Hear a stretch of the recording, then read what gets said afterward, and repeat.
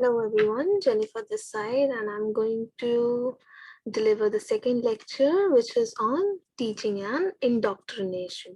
Okay, so just a minute, I'll be sharing the screen.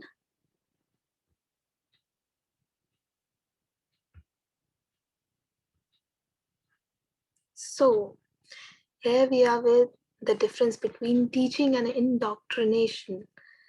Teaching in the previous lecture, in lecture 1, I already delivered you what is the concept of teaching and what are the characteristics of teaching, right?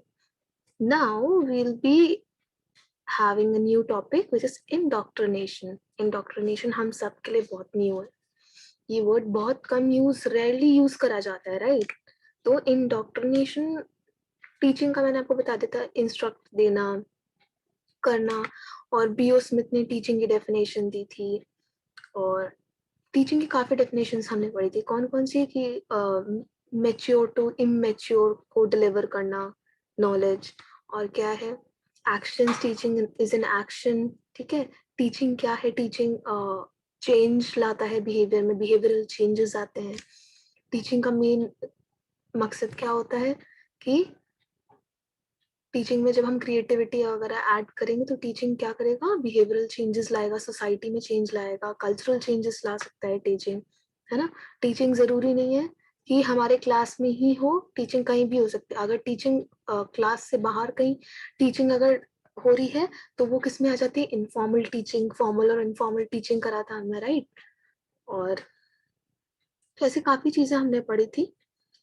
ठीक है, और अब हम पढ़ेंगे teaching and indoctrination में difference. Okay, तो indoctrination में क्या है? इसमें क्या होता है कि बिलीफ, एक स्ट्रॉन्ग बिलीफ होता है. लाइक मैं आपको एग्जांपल देती हूँ. आप रिलीजन में क्या होता है कि हमारे जो एंसेस्टर्स थे, एंशिएंट टाइम पे जो एंसेस्टर्स थे, उन्होंने कुछ प्रथाएं हमें बताई होंगी कि हमारी कुछ प्रथा होती है रिलीजन से रिलेटेड.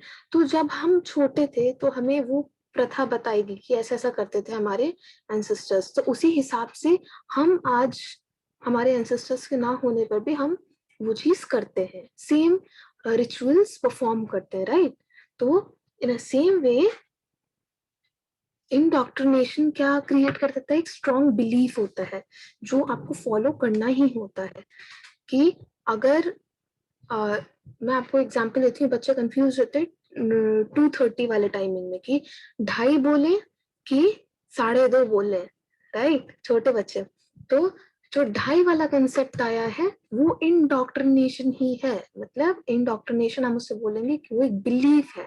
जो लोग पहले के बिलीव करते हुए आए या वो कहते हुए आए कोई बात, वो आज भी हम उसको फॉलो कर रहे हैं, राइट? ठीक है, उसमें हम क्वेश्चन नहीं कर सकते. उसमें हम ओन, अगर हम क्वेश्चन करेंगे तो कहीं ना कहीं कॉन्फ्लिक्ट अकर हो सकता है. ठीक है, तो इंडोक्ट्रिनेशन इसी के बारे में. चलिए हम फर्दर आगे स्टडी करते हैं इसकी. तो काफी चीजें हमें समझ में आएंगी, इवॉल्व होंगी. सो in this lecture we'll be talking about the difference between teaching and indoctrination. Teaching is all about communication of information, ideas या skills को जो मैं deliver कर रही हूँ. It can be questioned or discussed, and the facts that are taught in teaching are supposed by evidence. अब मैं teaching कर रही हूँ तो इंफॉर्मेशन भी हो सकती है, वो मेरे आइडियाज भी हो सकते हैं, मेरी स्किल्स के बारे में मैं टीचिंग में बता सकती हूँ. और वो कहीं ना कहीं जो पीपल है या जो जिसको मैं डिलीवर कर रही हूँ कहीं ना कहीं क्वेश्चन मार्क लगा सकते हैं, लाइक क्वेश्चन कर सकते हैं मेरे से कि ऐसा क्यों, ऐसा क्यों नहीं. बट जब हम इंडोक्ट्रिनेशन की बात करते हैं तो let's read. Indoctrination is about communication of belief that are not supported by any evidence, and the receiver is supposed to accept it the way it has been taught, because any argument or questioning, okay, कि आपको indoctrination में जैसा मैंने बताया था एक belief है, उस वो कहते हैं ना रिजिड बिलीफ, वही रिजिड बिलीफ है. डायनेमिक चेंज हो ही नहीं सकता, वो डायनेमिक है ही नहीं, वो रिजिड बिलीफ है. वो जो रिसीवर है या जो पीपल हैं उन्हें उस बिलीफ को मानना ही पड़ेगा. अगर वो उस पर क्वेश्चन करेंगे तो they'll have the conflict with others. ठीक है. Teaching is a simple word and we often use it in our everyday life, but indoctrination seems to be a little difficult word. Teaching हम everyday life में use करते हैं, teacher, teaching, very common words. But जैसे मैंने आपको बताया था, indoctrination एक ऐसा वर्ड है जिसको हम बहुत कम यूज करते हैं. या आप जब प्रोफेशनल कोर्स करते हैं, बीएड, एमएड, तभी आपको सुनने में आएगा ये ज्यादातर. It is a difficult in the sense that it arises the curiosity, but still defining it is little complicated, right? Person को क्यूरियोसिटी होती है इसके जानने की, लाइक मुझे कुछ जानने की क्यूरियोसिटी हुई कि ऐसा क्यों है, बाइबल में ऐसा क्यों लिखा है या गीता में ऐसा क्यों लिखा है ना. बट मैं उसे क्वेश्चन नहीं कर सकती.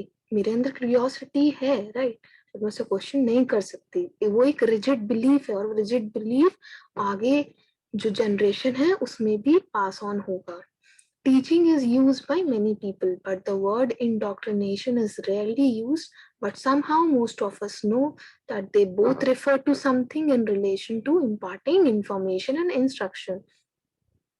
But दोनों में ही एक कॉमन चीज है. वो क्या है कि दोनों ही हमें इंफॉर्मेशन और इंस्ट्रक्शन प्रोवाइड करते हैं, भले ही वो डिफरेंट टाइप या उनका तरीका अलग हो, है ना.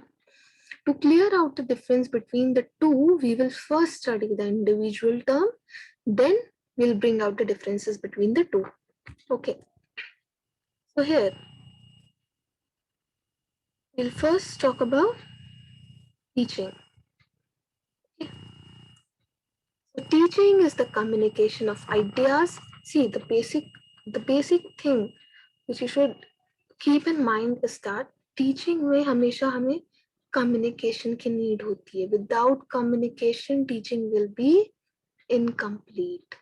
Teaching is the communication of ideas, skills, or information from the teacher or source of information to the students or any receiver. The information that is taught can be of any type. जरूरी नहीं है कि information आपकी सिर्फ book से related हो.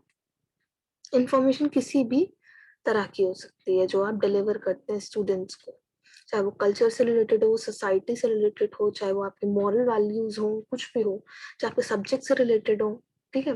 For example, a student taking a chemistry class may be taught about chemicals and how they react on combining with each other. हमारे chemistry class में हमें सिखाया जाता है कि अगर दो केमिकल्स जब क्लैश करेंगे या दो केमिकल जब कंबाइन हम उसको मिक्स करेंगे तो वो कहीं ना कहीं रिएक्ट करके न्यू चीज इवॉल्व होगी, बनेगी, है ना. So this is the information that is taught to the student. The information again that is included in the process of teaching can vary. Okay, जरूरी नहीं है कि information एक ही रहे, चेंज हो सकती है, डायनेमिक है नेचर में. ठीक है, स्टैटिक नहीं है, डायनेमिक है. It can be either all truth और some information can be subjected to falsehood. अब जरूरी नहीं है कि टीचर जो बता रहा है आपको, इंफॉर्मेशन डिलीवर कर रहा है, वो सारी ही सच हो. समझ रहे हैं. तो स्टूडेंट मस्ट बी केपेबल. आप स्टूडेंट को इतना केपेबल बना दो कि वो उस चीज को समझ पाए कि टीचर सही कह रहा है कि नहीं कह रहा है. क्योंकि I must be also having, as a teacher I must be also having my opinions. तो कहीं ना कहीं ओपिनियंस क्लैश होंगे, राइट. तो फॉर दैट, अगर हमें इंटरैक्टिव सेशन बनाना है तो we will have a one to one interaction with students also. Okay. Now this is the information that is taught to the student. Information again that is included in the process of teaching can vary. It can be either all truth or some information can be subjected to falsehood. Students are supposed to critically examine the information and then obtain the knowledge. आजकल आपने बच्चे देखे होंगे कि teacher की बात पूरी कभी नहीं मानते हैं. कभी कदार क्यों नहीं मानते हैं? या तो जब टीचर, उनको पता है कि टीचर उन्हें बता रहे थे कि मैं टॉपिक आपको पढ़ाऊंगी कल, तो कुछ बच्चे ऐसे होते हैं वो गूगल पे ऑलरेडी सर्च करके नॉलेज लेके उसके पूरी नॉलेज, थरो नॉलेज लेके फिर क्लास में आते हैं, तो already they mind are equipped with a certain kind of knowledge. फिर जब टीचर डिलीवर करेगा लेक्चर तो बच्चा उससे रिलेट कर पाएगा और वो क्वेश्चन कर सकता है कि मैम ऐसा क्यों कह रही हैं आप, ऐसा हो सकता है, राइट, कि हमने ये पढ़ा था। तो कहीं ना कहीं जरूरी नहीं है कि टीचर जो नॉलेज प्रोवाइड करे वो हमेशा ही ट्रू हो। ऐसा भी हो सकता है स्टूडेंट ने जो एक्वायर करी है नॉलेज किसी भी टेक्नोलॉजी से, लाइक गूगल से करी है, किसी से भी करी है, तो वो भी ट्रू हो सकती है। Therefore, teaching is aimed to impart knowledge or skills. Teaching focuses on imparting information so that students learn the proper methodologies and then apply the methodologies to make their own opinions in many things. ठीक है, अब जो college students होते हैं या जब हम बड़े बच्चों की बात करते हैं, 8, 9, 10 के बच्चों की बात कर लेते हैं, कि जब हम उन्हें कुछ पढ़ाते हैं तो हम कहते हैं ना, जो ह्यूमन का माइंड होता है काफी क्यूरियस होता है जानने को, ऐसा नहीं तो ऐसा क्यों। तो इन सेम वे जब हम इम्पार्ट करते हैं नॉलेज या इन्फॉर्मेशन बताते हैं, तो बच्चा क्या करता है, अपने एक्सपीरियंसेस से, कभी कभार ऐसा होता है कि उसका पास्ट एक्सपीरियंस से वो रिलेट कर जाती है नॉलेज, तो वो अपने एक्सपीरियंस को इंक्लूड करके टीचर को बताता है कि ऐसा भी तो हो सकता है, ये चीज भी हो सकती है, राइट, ये चीज भी हो सकती है। तो कहीं ना कहीं स्टूडेंट भी एक एक्टिव रोल प्ले करता है। तो मैंने जो पिछले लेक्चर में बताया था वो क्या था, डेमोक्रेटिक टीचिंग। इसमें क्या हो रहा है, डेमोक्रेटिक टीचिंग का रोल ज्यादा अच्छा है। So here, student may also question the information and the teacher in that case needs to satisfy the query by supporting it with proper evidence. अब टीचर को अपनी कंटेंट की इतनी नॉलेज होनी चाहिए कि सामने से जब बच्चा आपसे क्वेश्चन पूछे या क्वेश्चन करे, you must be very confident, you must be very sensible कि आपको क्विक आंसर देना है कि ऐसा क्यों नहीं, ऐसा अगर वो बच्चा पूछ रहा है तो उसको सेटिस्फाई करना है अपने आंसर से, राइट। ऐसा नहीं है एकदम बैक ऑफ कर देना है कि आपको आता ही नहीं, आपको बच्चे को सेटिस्फाई करना है उसके आंसर से। और जब आपको बच्चे को सेटिस्फाई करने की बात आएगी उसके आंसर देने की, तो आपको क्या होनी चाहिए, कंटेंट नॉलेज होनी चाहिए, ठीक है। ऐसा नहीं है कि आपने ऊपर ऊपर से पढ़ लिया कि मुझे बच्चे को ये पढ़ाना है। बच्चा जब क्रॉस क्वेश्चनिंग करेगा, you must be capable of giving the answer to that child. For example, after teaching moral lesson, a student may be asked how he will react in a certain situation. Right. In this case, it is the perspective of student that how he has grasped the teaching and then later is capable of making a decision. अब अगर मुझे बच्चे को अपनी teaching, अगर मुझे ये देखना है कि मैंने जो पढ़ाया है क्या वो इफेक्टिव है, क्या मैंने इफेक्टिवली उसे पढ़ाया है, क्या बच्चे समझ पाए, तो व्हाट आई विल डू, ये काम किसके अंदर आ जाता है, it comes under the evaluation perspective, कि बच्चे ने कितना नॉलेज गेन किया है, बच्चा कितना रिलेट कर पा रहा है मेरी बात से। तो what I will do, I will first ask him some questions, और या तो मैं उसको ऐसी सिचुएशन क्रिएट करके दे दूंगी कि वो मुझे आंसर करे कि उसके ओपिनियन क्या है। जब वो अपना ओपिनियन बताएगा और अगर वो रिलेट कर गया मेरी नॉलेज से, मतलब कि स्टूडेंट ने जो मेरा लेक्चर है वो अच्छे से सुना है, hence my teaching part is completed effectively, effective teaching learning process हुआ है, right. Okay, now this decision again differs from one student to the another, और डिसीजन या ओपिनियंस जो होंगे स्टूडेंट्स के सबके अलग अलग होंगे। on one can expect numerous answers of the same questions from the students of the same class as individual difference हमने बताया था, इंडिविजुअल डिफरेंस होता है, राइट। तो सबके अलग अलग ओपिनियंस होंगे, अलग अलग वो क्रॉस क्वेश्चनिंग भी कर सकते हैं, है ना। तो ओपिनियंस डिफर करेंगे, डिसीजंस डिफर करेंगे, this is also not wrong. Something that has been taught is examined by the student and that later helps them in deciding the answer. Okay. However, this liberty is not provided in teaching facts. जब हम facts की बात करते हैं तो वो भी rigid होते हैं, tried and tested होते हैं। हम कहते हैं ना, अगर एक word दे, tried और tested होते हैं facts। facts को हम गलत बता ही नहीं सकते, like ठीक है, but these facts are always supported by relevant evidences. अगर फैक्ट है तो उसके साथ एविडेंस भी आएगा, ठीक है। जैसे कि मैंने कहा कि न्यूटन का हमने लॉ पढ़े, तीन लॉ है, तो न्यूटन का फैक्ट है, वो जो फैक्ट हम फैक्चुअल नॉलेज है वो न्यूटन की, वो हम पढ़ रहे हैं और उसके एविडेंस भी है, ठीक है। दस the question can easily be answered by the teacher. तो here we have completed the teaching part.